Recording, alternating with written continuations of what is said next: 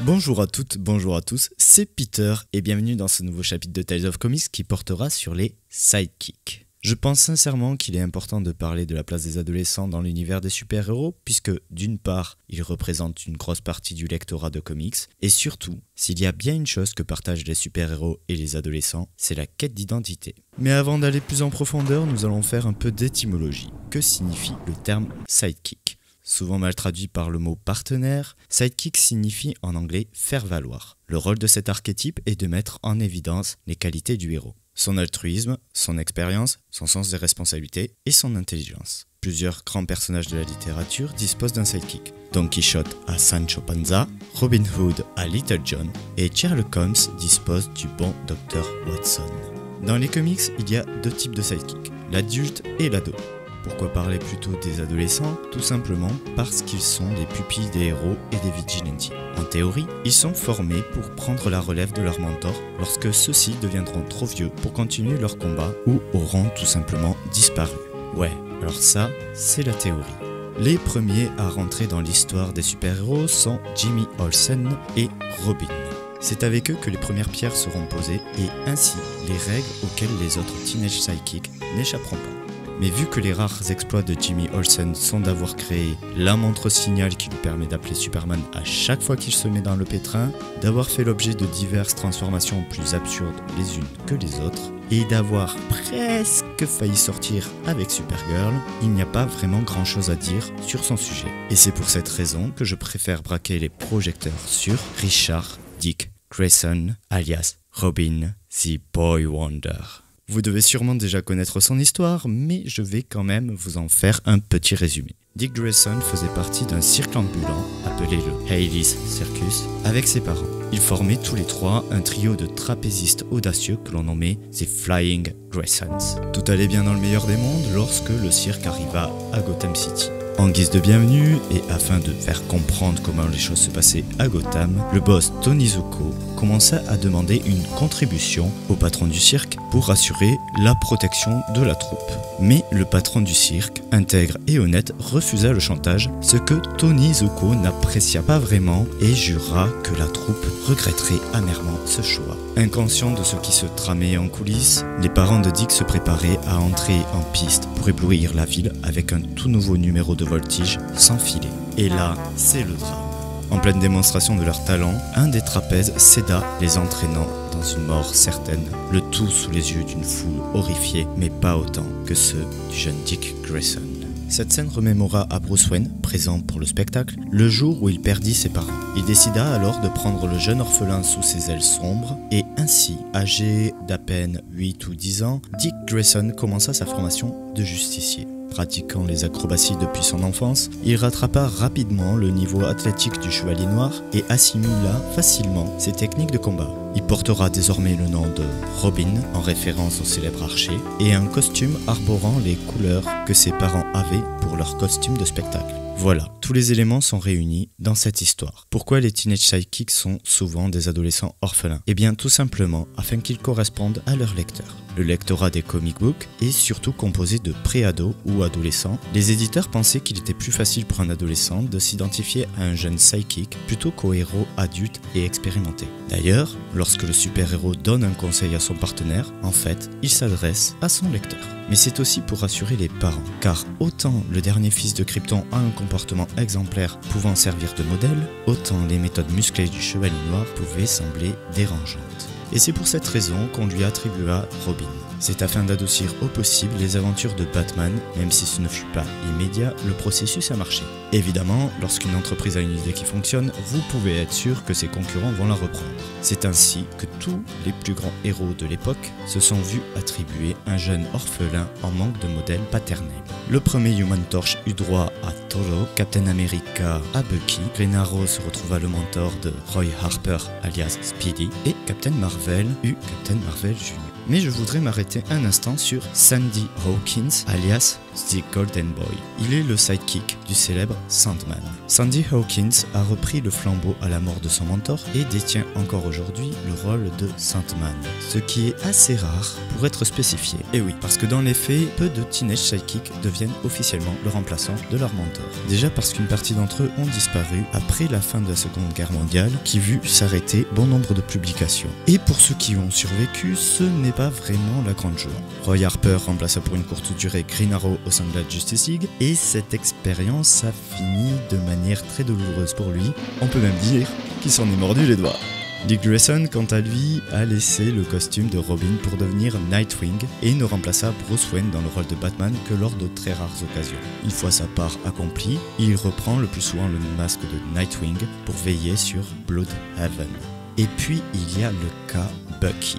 Sa mort marqua tellement Captain America qu'il fut impossible pour quiconque de rester bien longtemps le partenaire de la Sentinelle étoilée. Rick Jones, Nomad, Jack Flag et Free Spirit, chacun d'entre eux ont fini écrasé par l'ombre de Bucky. La seule exception et le seul héros à avoir réussi à tenir la distance fut Falcon.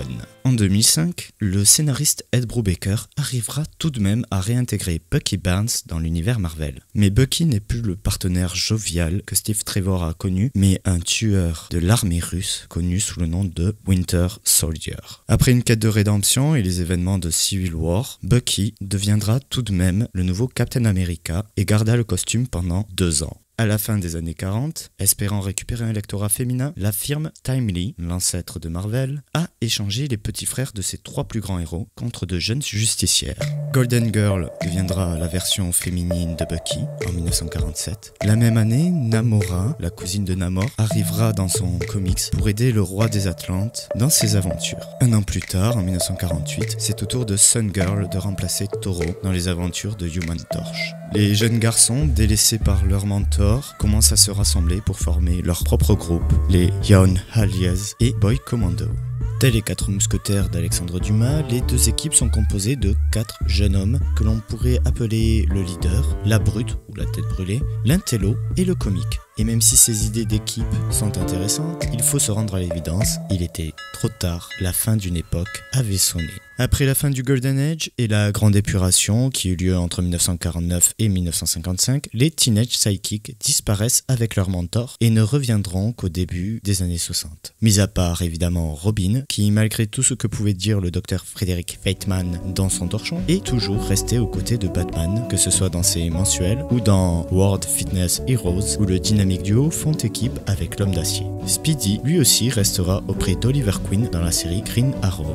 Les seules autres séries à mettre en avant un adolescent était Superboy, lancé dans Adventure Comics en 1945, qui nous raconte la jeunesse de Clark Kent à Smallville, et Superman Powers Jimmy Olsen, qui narre celle du jeune photographe du Daily Planet à partir de 1954. Lorsque l'âge d'argent démarra, avec une toute nouvelle génération de super-héros, DC créera des adolescents pour les accompagner dans leurs aventures. Nous démarrons en 1958 avec la Légion des super-héros du 31e siècle, dans les pages de Superboy. C'est un groupe de jeunes aliens provenant des 4 coins de la galaxie ayant pris pour modèle Superboy. Ce trio a su mettre ses différences de côté pour mettre leurs talents en commun afin de veiller à ce que la Terre et les autres peuples de la galaxie puissent vivre en harmonie et garder des relations pacifiques. Un groupe d'adolescents qui luttent pour la paix et l'acceptation entre les êtres humains et d'autres espèces, ça me dit quelque chose. Bon, c'est pas grave, ça me reviendra plus tard. Ils apparaissent de nombreuses fois dans les pages de Superboy avant d'avoir leur propre mensuel à partir de 1973. En 1958, Clark Kent, adulte cette fois-ci, se découvre une cousine venue de Krypton en la personne de Supergirl. Nous avons déjà eu l'occasion de parler de Kara Zor-El, alors passons à un jeune rouquin qui a sûrement marqué votre enfance.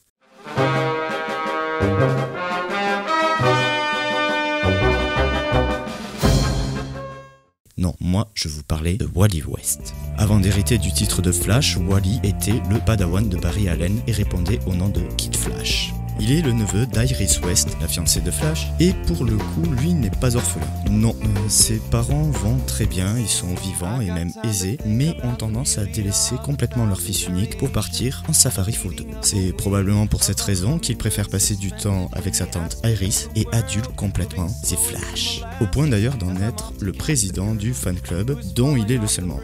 Pour mettre un peu de joie dans la vie de ce jeune homme de 13 ans, Iris et Barry décident de lui présenter son héros lors de son anniversaire. C'est à l'occasion de cette rencontre que Wally héritera de ses pouvoirs exactement de la même manière que son idole. C'est à croire que la Speed Force est dotée d'une volonté propre. Il vivra un nombre inquantifiable de péripéties en tant que Kid Flash avant de reprendre le titre et le costume de Flash après la disparition de Barry Allen lors de la crise des Terres Infinies en 1985. Et il gardera le titre jusqu'aux événements de Flashpoint en 2010. Si je précise les dates, c'est parce que c'est un record pour l'instant jamais égalé. Wally West, le sidekick, a remplacé Barry Allen, le héros originel, pendant 25 ans. Sa carrière solo est presque aussi longue que celle de son mentor.